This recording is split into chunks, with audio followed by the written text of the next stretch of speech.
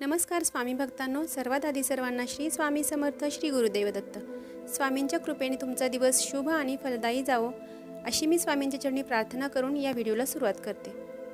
तर बऱ्याच वेळेला काय घडतं, आपण ज्यावेळी देवपूजा करतो तेव्हा आपल्या हातातून काही ना काही चुका होत असतात आणि त्याच चुका आपण परत परत करत असतो आणि हे आपल्याला कळत सुद्धा नाही आणि देवांचा दोष लावून घेतो.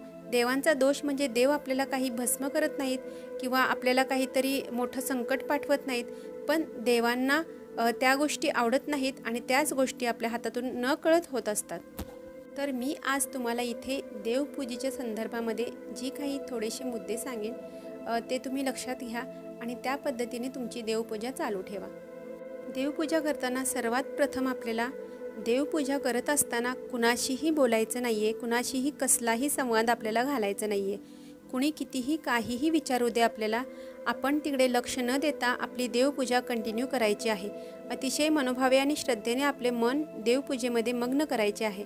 त्यानंतर सर्वात प्रथम आपल्याला देवपूजा करण्याच्या अगोदर दीप प्रज्वलन करून घ्यायचं आहे. दीपदेवताची सर्वात आधी आपल्याला प्रथम पूजा करून घ्यायची आहे. त्यांना नमस्कार करून शुभम करोती कल्याणम ही प्रार्थना आपल्याला दीपदेवतेची पूजा करताना करून घ्यायची आहे. हे झाल्यानंतर आपण जी देवाला फुले अर्पण करतो ती फुले अतिशय ताजी असली पाहिजेत, फ्रेश असली पाहिजेत. शिळी फुले आपण देवाला अर्पण करू नये, म्हणून ताजी फुले आपण नेहमी देवाला अर्पण करावीत. ताजी फुले देवाला अर्पण केल्यामुळे देव आपल्यावर प्रसन्न होतात आणि आपली पूजा स्वीकारत असतात. फुलांबाबतचा अजून एक नियम म्हणजे फुले आपल्याला सुकलेली देवाला अर्पण करायची नाही आहेत. फुले जेव्हा आपण अर्पण करतो तेव्हा अंगठा आणि अनामिकेच्या साहाय्याने आपल्याला ती अर्पण करायची आहेत आणि ही फुले आपल्याला देवाच्या उलट्या साईडला तोंड करून वाहायची आहेत. म्हणजेच त्यांचा देठ देवाकडे असला पाहिजे आणि संपूर्ण फूल आपल्याकडे असलं पाहिजे. त्यानंतरचं म्हणजे देवाला आपल्याला एका हाताने कधीही नमस्कार करायचा नाही आहे. दोन्ही हात जोडून अनन्य भावे शरण जाऊन आपण देवाला नमस्कार करून घ्यायचा आहे. त्याचप्रमाणे आपल्या घरातील लोकांना किंवा आपल्याला सुद्धा इवन देवाची शपथ घेणे ही सवय असते. कधीच देवाची शपथ घ्यायची नाही आहे. कोणत्याही कारणासाठी असो देवाची शपथ कधीही घेऊ नये. त्यामुळे चुकीच्या गोष्टींच्या मध्ये आपण देवाला आणतो आणि त्यांचा दोष किंवा त्यांचा राग आपण पत्करत असतो. देवाची जर आपण जपमाळ करत असेल तर आपली जपमाळ कोणालाही देऊ नये. त्याचप्रमाणे आपले आसनसुद्धा कोणालाही बसायला देऊ नये. यामुळे इतरांची निगेटिव्ह शक्ती आपल्यामध्ये येण्याचा संभव असतो.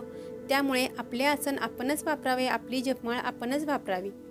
जर आपण देवाला नैवेद्य दाखवत असेल तर तो नैवेद्य आपण लगेच खायचा नाही आहे.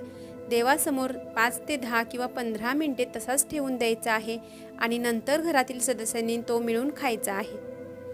तसेच देवपूजा करत असताना स्वामींच्या किंवा दत्तगुरूंच्या फोटोला आपण जर अष्टगंध लावत असेल तर ते करंगळीच्या बाजूच्या बोटानेच लावायचं आहे. इतर कोणत्याही बोटाचा स्पर्श अष्टगंध लावताना तिथे फोटोला किंवा मूर्तीला झाला नाही पाहिजे. तसेच महिला सेवेकरी ज्या ताई असतील त्यांचा मासिक धर्म जर होऊन गेलेला असेल तर 5व्या दिवशी आपल्याला स्वच्छ केस धुवायचे आहेत आणि त्यानंतर सर्व देवी देवतांना स्वच्छ आंघोळ घालायची आहे आणि त्यानंतरच आपण इतर पूजा सुरुवात करायची आहे. शक्य असल्यास त्या दिवशी पाण्यामध्ये गोमूत्र शिंपडून लादी पुसून घ्यायची आहे. त्याचप्रमाणे आपल्या घरामध्ये जर एखादे फळ आणले असेल किंवा अनेक फळे आणली असतील तर ती प्रथम आपल्याला स्वच्छ धुवून देवांच्या समोर अर्पण करायची आहेत आणि त्यानंतरच आपण ती खायची आहेत. ज्यावेळी आपण देवांना धुतो किंवा आंघोळ घालतो त्यावेळेला देव खसाखस घासायचे नाही आहेत. त्यांचं देवत्व त्यामुळे कमी होतं. चांदीच्या मूर्ती स्वच्छ करण्यासाठी कोलगेटचा किंवा लिक्विडचा वापर अवश्य करा. तसेच देवपूजा करून झाल्यानंतर आपण जेव्हा आरती करतो ना त्यावेळेला आरती कधीही देवांच्या मस्तकावरून कधीही न्यायची नाही आहे. देवांच्या मस्तकाच्या खाली आपली आरती असली पाहिजे. त्यांच्या मस्तकावरून कधीही आरती ओवाळायची नाही आहे. आणि हे रूल फॉलो करून जर देवपूजा केली ना तर देव आपल्यावरती नक्कीच प्रसन्न होणार आहेत आणि अतिशय श्रद्धेने मनोभावे जर आपण हे कार्य करत असेल तर देवांची कृपा आपल्यासोबत कायम राहणार आहे. देवपूजेच्या संबंधात छोट्याशा माहितीसोबत हा व्हिडिओ मी इथेच थांबवते. माहिती जर तुम्हाला आवडली असेल तर चॅनेलला प्लीज सबस्क्राईब करा, व्हिडिओला लाईक करा आणि जास्तीत जास्त लोकांपर्यंत शेअर करायला विसरू नका. तोपर्यंत सर्वांना श्री स्वामी समर्थ, श्री गुरुदेव दत्त.